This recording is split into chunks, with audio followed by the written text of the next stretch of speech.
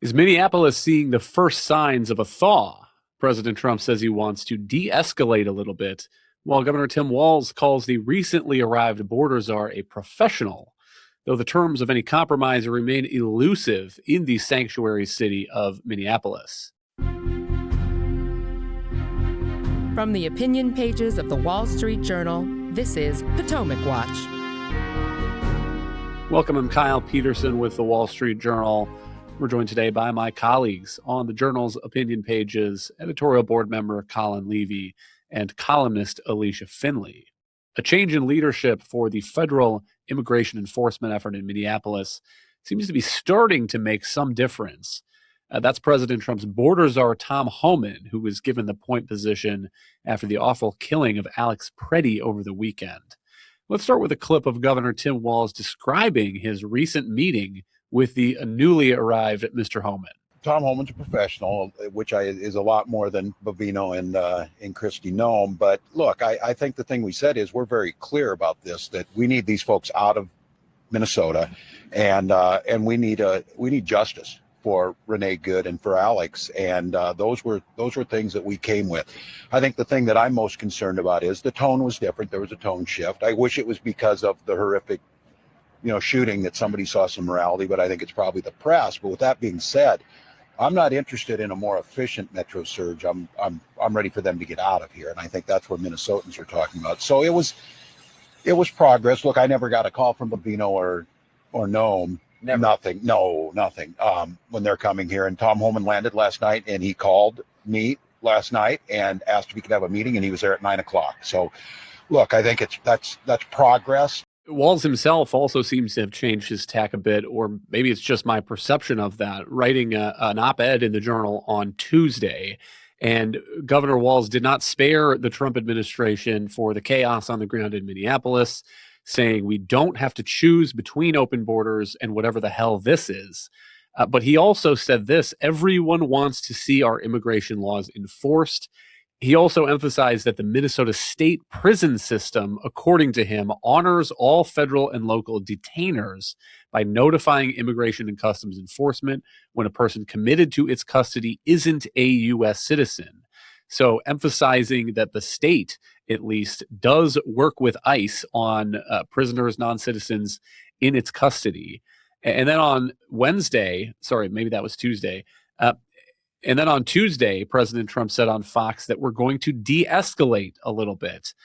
Colin, still early, but what do you make of these perhaps green shoots for a different day in Minneapolis? Yeah, I mean, I think it was good that Tim Walz called Homan a professional. It's a mild compliment, but it's a start. Tone matters. And I do think it's good news that he's coming into this mediator here and the fresh face to try to get the state and city back on track and hopefully bring some kind of more sober communications really between Minnesota and the federal government. I'm glad the Trump administration is signaling a change in strategy here. And I think how successful it is will depend a lot on the details of how they approach this. And I think what we should want first and foremost is better communication between ICE and federal government and state and local law enforcement officials. That doesn't mean the state has to, quote unquote, cooperate, because they don't really want to do that. But they need to be notified if ICE is going in for certain operations in specific neighborhoods. The government should be giving advance notice to local law enforcement so that they can anticipate and adjust. And they should be working together on making sure that protesters and neighbors are protected when these operations are going down. So, I think in addition to evidence preservation and some of these things that they can do together, I think the key is that making sure no matter what the situation is, whether it's a problem created by an illegal immigrant or a problem created by an ICE officer, that basic standards of evidence preservation and basic behavior on the streets are safeguarded so that the immigration enforcement can operate within the context of the rule of law. I just think that's the key to sort of saving ICE's credibility in the eyes of citizens. But it's not hard to imagine, given what at least President Trump is saying. You could imagine some kind of middle ground compromise where each side is giving a little bit. And let's listen to a bit of President Trump on Tuesday. This is from Sid and Friends in the Morning on WABC. And the president is describing the phone calls that he recently had with Governor Walz and with Minneapolis Mayor Jacob Frey. But I had two very good talks. I had Jacob Frey and I had Governor Walz, and I mean they were great calls. So let's see how they report it. But they were very nice calls, very respectful. What we need is their criminals. You know, they have criminals, and all I said, just give us your criminals. And if you give us the criminals, it all goes away. They're there to pick up murders. And Alicia, I think one of the criticisms of the Trump administration is that is what it is often saying, is we're really after the worst of the worst, the hardened criminals. And that's not the way that these ICE operations and raids are actually playing out on the ground. But set that aside for a moment. You have the president of the United States in a public forum saying, we have ICE in Minnesota, in Minneapolis. Just give us the criminals. It seems like, to my mind, one way that Democrats, including Mayor Frey, could respond is to say, yes, we accept the terms of that agreement. And that would require some changing of policies, perhaps. Minneapolis has a pretty broad sanctuary city ordinance, bans police officers in Minneapolis from participating in the enforcement of immigration law. So the city had a public update last month that explained this. It said its officers can't even share information with ICE for the purpose of locating a person solely for immigration enforcement. They also cannot escort federal immigration agents to enforcement locations unless there is a clear and immediate threat to life, serious injury, or destruction of property, unquote. But one sensible place to meet in the middle here would be for Minneapolis to say, we accept if ICE comes to us and says, we are going to do some raids and we're targeting this list of people who have been convicted or charged with violent offenses in Minneapolis. I don't know why Minneapolis would not want to help get that job done, get those people out of the community. And I can only imagine that would be pretty popular. That would be a place of political strength for the Trump administration to be on. Well, I think that's right. And the Minneapolis Mayor Jacob Frey is really reluctant, or has been reluctant, to see the administration even an inch, because he doesn't want to be seen as somehow capitulating to President Trump. Recall that he did face a primary challenge from the left, and I think he is very ambitious.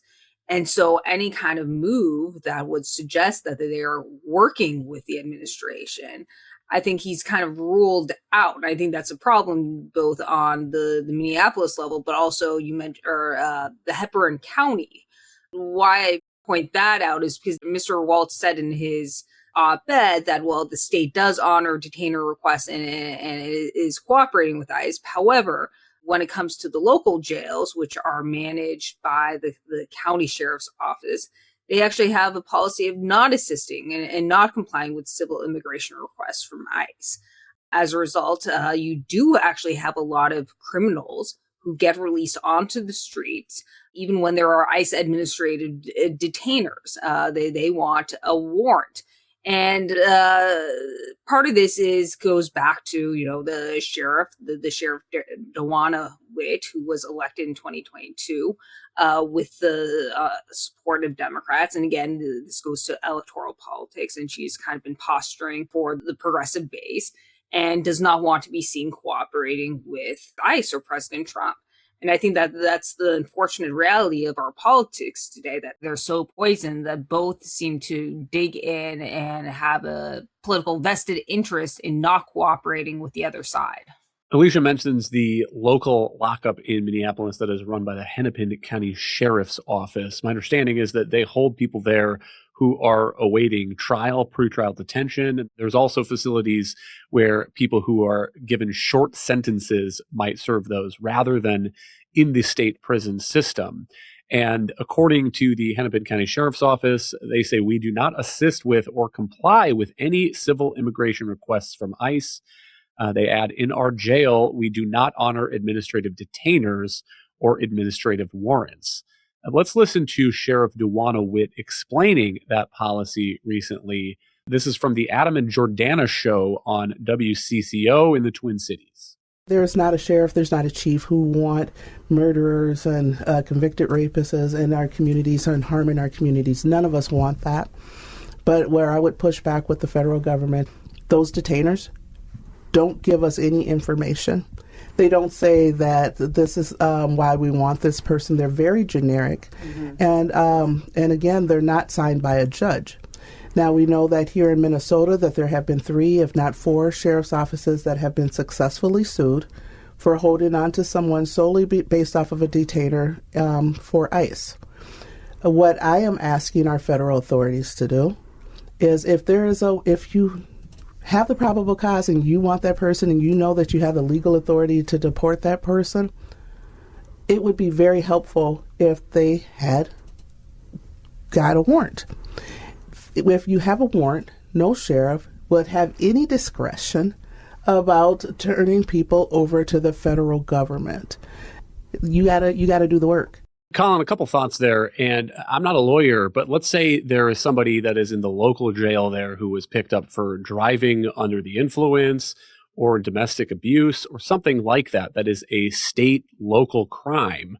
Can ICE get a judicial warrant for that person? Because ICE is a federal agency. Can they go to a federal judge and say, we want a warrant to get custody of this person, and let me loop in the details of this state or locally charged crime? I don't know the answer to that, but it seems like a few things that could be worked out here. One is if this is a question in her mind of whether she has liability for holding people after they are supposed to be held based on a detainer from ICE. That could be solved at least maybe with some closer communication, maybe some effort to indemnify the sheriff's office if there's any lawsuit that's a result of that. But also, if Tim Walz in this op-ed is saying the state prison system honors detainers, that's good enough for the state prison system, maybe he should have a conversation with the local sheriff there in Hennepin County and take up that question. Because again, it strikes me as this is a political strong point for the Trump administration. If you have somebody who is in the local lockup who is accused of something like DUI or domestic violence, do the people of Minneapolis, are they really supporting a policy of protecting those folks from deportation by not having the Hennepin County Jail coordinate with ICE? My guess is that would not pass a majority vote, even in a place like Minneapolis.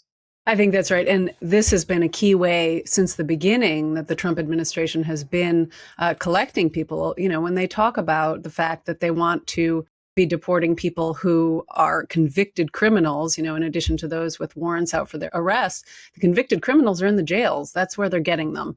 So this certainly is a key part of the way that states and cities need to cooperate with the federal government. And, absolutely, you're right that Tim Walz should be getting involved with working out some of those details.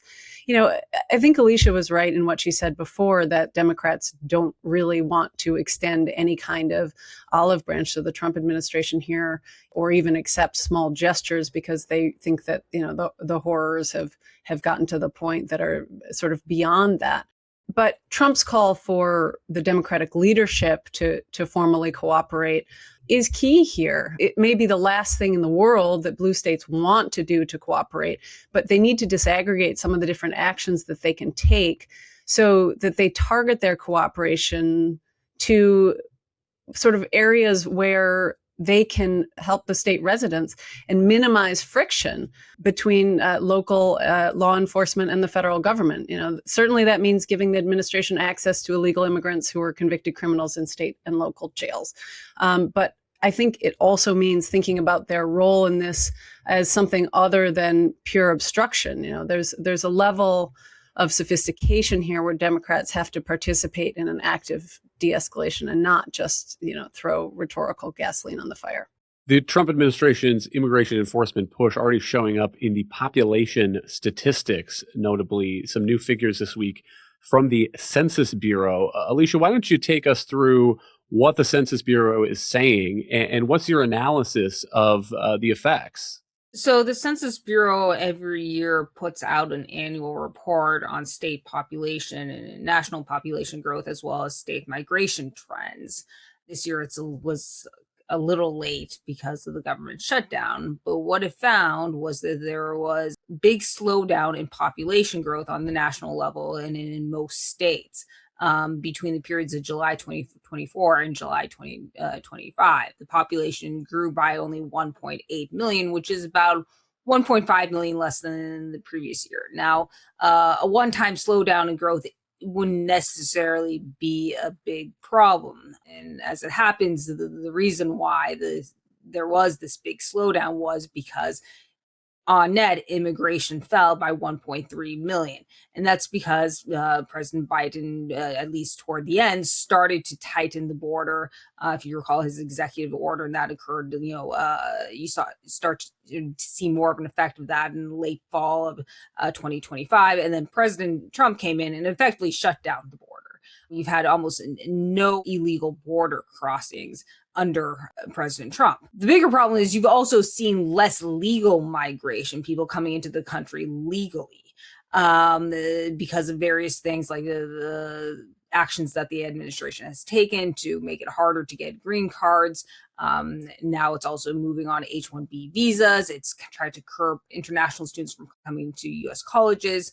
And as a result, the Census Bureau actually projects that net international migration will fall to 321,000 in this year. Now would be the lowest levels for many decades, and it's about 3/4 lower than during the President Trump's first term. And why this is a problem is because America's fertility rates are declining. At the same time, you have an aging population. People are retiring. They're actually needing more elderly care. And so a shrinking labor force is going to present serious problems for employers, especially as the Census Bureau now projects that there could actually be net out-migration, as in more foreigners leaving the country than coming in the coming years. And the Census data put out a separate release actually showing that there has been an uptick just in the last year in these kind of so-called self-deportations.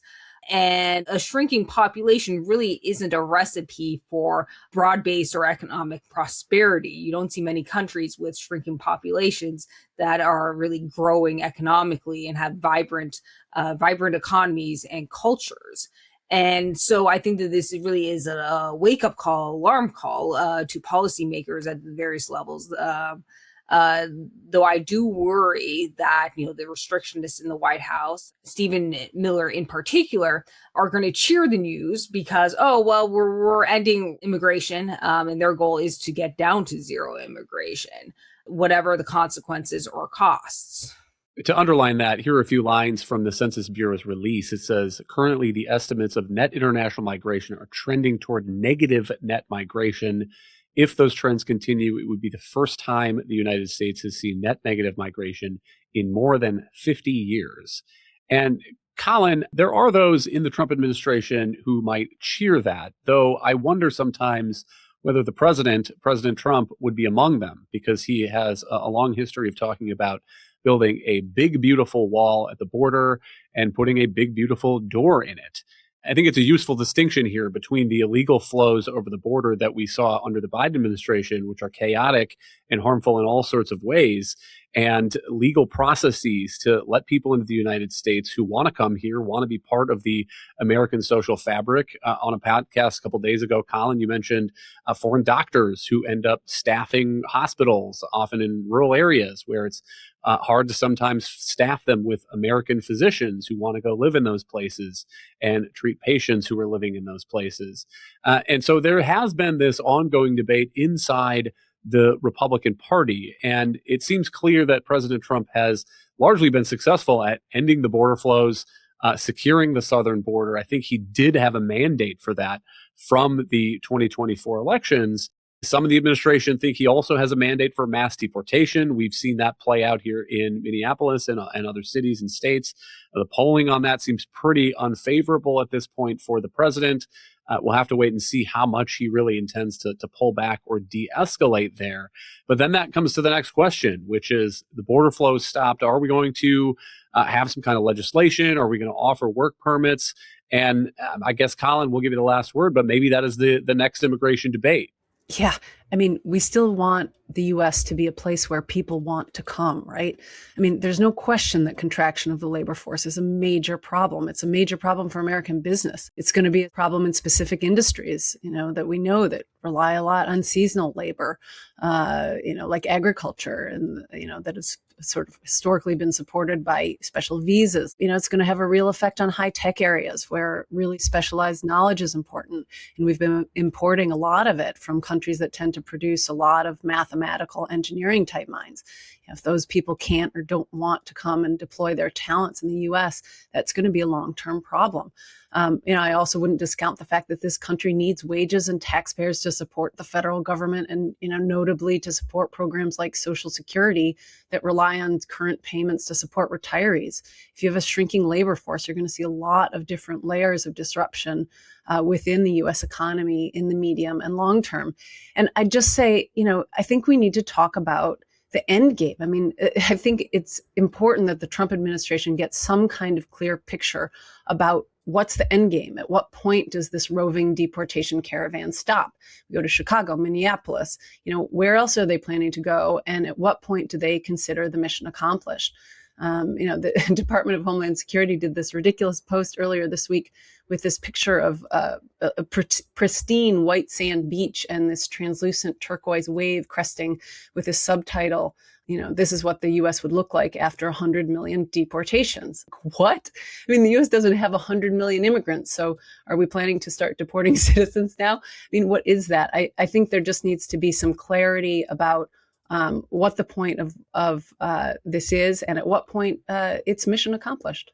Thank you, Colin and Alicia. Thank you all for listening. You can email us at pwpodcast@wsj.com. If you like the show, please hit that subscribe button, and we'll be back tomorrow with another edition of Potomac Watch.